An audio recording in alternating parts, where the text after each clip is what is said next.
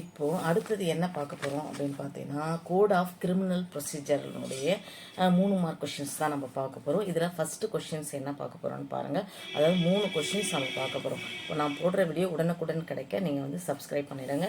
நான் தமிழ்லையும் சொல்லி உங்களுக்கு இங்கிலீஷில் எல்லாமே எக்ஸ்பிளைன் பண்ணி கொடுத்துருக்கேன் உங்களுக்கு. ஸோ ஒரு தடவைக்கு 3 தடவை கேளுங்க, கண்டிப்பாக உங்களால் எழுத முடியும். சரி, வாங்க வீடியோக்குள்ளே போகலாம். ஃபஸ்ட்டு கொஷின்ஸ் என்ன அப்படின்னா, சர்ச் வாரண்ட் அப்படின்றாங்க. சர்ச் வாரண்ட் அப்படின்னா தேடல், ஒரு தேடலுக்கான வாரண்டி கொடுக்கறது தான். அதாவது அந்த வீட்டுக்குள்ளே போகலாம், நமக்கு தேடுறதுக்கான உரிமை வந்து சட்டம் கொடுக்குது அப்படின்றது தான் சர்ச் வாரண்ட் அப்படின்றது. அப்போது அப்படின்னா என்னென்னா, search warrant is a written authority given to a police officer or other person by a competent magistrate or court for the search of any place either generally or for specified things or document அப்படின்றாங்க. அப்படின்னா தேர்தல் warrant அப்படின்னு, அதாவது தேடுதல் warrant அப்படின்னா பொதுவாக குறிப்பிட்ட விஷயங்கள் அல்லது ஆவணங்களுக்காக எந்த இடத்தையும் தேடுவதற்கு ஒரு திறமையான மேஜிஸ்ட்ரேட் அல்லது நீதிமன்றத்தால் ஒரு போலீஸ் அதிகாரி அல்லது மற்ற நபருக்கு எழுதப்பட்ட அதிகாரம், ரிட்டன் டாக்குமெண்ட், ரிட்டன் எழுதியிருக்கணும், ரிட்டன் அத்தாரிட்டி இருக்கணும், அதோட கொண்டு போய் காமிக்கிறது தான். ஒரு போலீஸ்கார்கிட்டையாவது கொண்டு வந்து அனுப்பலாம், இல்லை வேற யாராவது ஒரு எனி நபர் அதில் இருந்துச்சுன்னா அதுதான் என்னது சர்ச் வாரண்ட் அப்படின்றாங்க. யார் மூலயமா கொடுக்கணும்? ஒரு மெஜிஸ்ட்ரேட் மூலயமா கோர்ட்லேருந்து கொடுக்கணும் அப்படின்னு சொல்கிறாங்க. அதுக்கு அடுத்தது டாக்குமெண்ட்ஸ் செக்ஷன். இது என்ன section? Section 93(1)(a) The Criminal Procedure Code 1973 provide that when the court has reason to believe that a person to whom a summon or order under section 91 has been or might be addressed will not or would not produce document or things as recorded by such summon may issue search warrant அப்படின்றாங்க. அப்படின்னா என்ன சொல்லியிருக்காங்கன்னா, இதில் வந்து எழுதப்பட பிரிவு 93(1)(a) குற்றவியல் நடைமுறை சட்டம் 1972 பிரிவு 91 கீழ் ஒரு சம்மன் அல்லது ஆணை அனுப்பப்பட்ட அல்லது முகவரியிடப்பட்ட ஒரு நபர் ஆவணங்கள் அல்லது பொருட்களை தயாரிக்க மாட்டார் அல்லது சமர்ப்பிக்க மாட்டார் என்று நீதிமன்றம் நம்புவதற்கு காரணங்கள் இருந்தால் வழங்குகிறது. அவன் வந்து நம்ம சொல்கிறத வந்து கொடுக்க மாட்டான், உள்ள அனுமதிக்க மாட்டான் அப்படின்னு தெரிஞ்சிச்சுன்னா அப்போ கோர்ட் வந்து அவனுக்கு அந்த ஆவணத்தை கொடுக்குது. அத்தகைய சம்மன்களை தேவைக்கேற்ப அந்த கேரண்டி, அதாவது தேடுதல் வாரண்டியை வந்து பிறப்பிக்கலாம். ஏன்னா இது இருந்துச்சுன்னா கண்டிப்பாக சர்ச் பண்ண அனுமதிச்சே ஆகணும், கோர்ட்டு கொடுத்தாங்கன்னா. அப்போ வந்து கோர்ட்டு கொடுக்கும். ஸோ கோர்ட் பிரிவு 93 3 சூழ்நிலைகளில் சிந்திக்கிறது. இதில் நீதிமன்றம் நம்புவதற்கு காரணங்கள் இருந்தால் மட்டுமே நீதிமன்றம் ஒரு தேடல் வாரண்டி வெளியிடலாம். 3 காரணங்கள் இருக்குது. இதை கோர்ட் நம்பினா மட்டும்தான் அவங்க வந்து அந்த சர்ச் வாரண்ட்டை வந்து அவங்க கொடுக்கலாம் அப்படின்றது. அப்போ அந்த 3 என்ன அப்படின்னா, ஃபர்ஸ்ட் ஒன் என்னன்னா, that a person who has been summoned will not produce a document அப்படின்னா, அப்போ வரவழைக்கப்பட்ட நபர் ஆவணத்தை சமர்ப்பிக்க மாட்டார் அல்லது, அதாவது அவர் வந்து ஆவணத்தை சமர்ப்பிக்க மாட்டார் அப்படின்னா அப்படி கொடுக்கும்.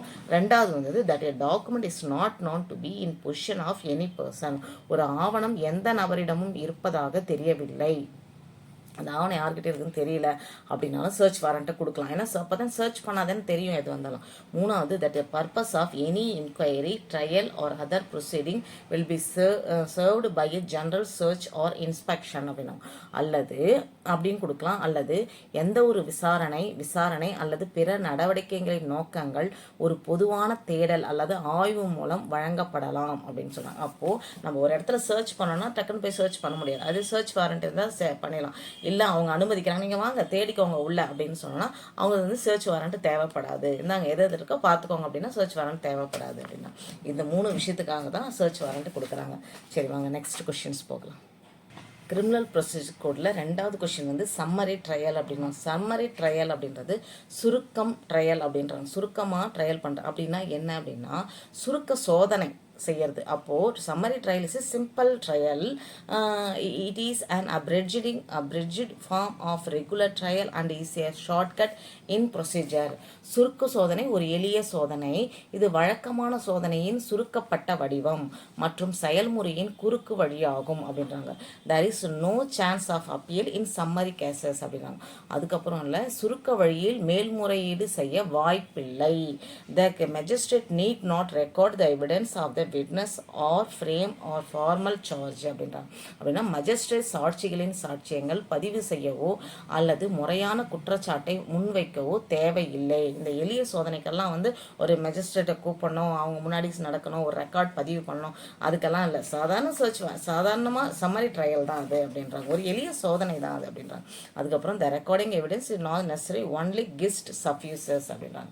அதுக்கப்புறம் பதிவு சான்றிதழ்கள் அவசியம் இல்லை, சாராம்சம் மட்டும் போதுமானது அப்படின்றாங்க. The procedure for a summon case is to be followed subject to be special provision made in this behalf அப்படின்றாங்க. அப்படின்னா ஒரு சம்மன் வழக்கமான நடைமுறை இது இந்த சார்பாக செய்யப்பட்ட சிறப்பு விதிகளுக்கு உட்பட்டு பின்பற்றப்பட வேண்டும் அப்படின்றாங்க. அதுக்கப்புறம் the maximum sentence that may be awarded by way of a summary trial is 3 months with or without fine அப்படின்றாங்க. அப்படின்னா சுருக்க விசாரணையின் மூலம் அதிகபட்ச தண்டனையாக 3 மாதங்கள் 3 months அபராதத்துடன் அல்லது இல்லாமல், அபராதத்தோடையாவது 3 மாதம் இருக்கலாம், இல்லை அபராதம் இல்லாத 3 மாதம் இல்லாமல் வழங்கப்படும் மேஜிஸ்ட்ரேட் அப்படின்றாங்க. வழங்கப்படக்கூடியது தான் ஒரு தண்டனை அப்படின்னு சொல்லுவாங்க. The magistrate may give the summary trial in favour of the regular trial if it undesirable to try the case சம்மரிலே அப்படின்றாங்க. அப்படின்னா ஒரு மேஜிஸ்ட்ரேட் வழக்கமான விசாரணைக்கு ஆதரவாக சுருக்க விசாரணையை கைவிடலாம். அவர் முயற்சி செய்வது விரும்பத்தக்கதாக கருதினால் வழக்கு சுருக்கமான வடிவில் தீர்ப்பு வழங்கப்பட உள்ளது அப்படின்றாங்க. ஸோ இது பெருசாக கிடையாது, சாதாரண சின்ன பெட்டி கேஸ் மாதிரி தான். உடனே போய் உடனே என்னன்னு கேட்டு வந்துடலாம் அப்படின்றாங்க.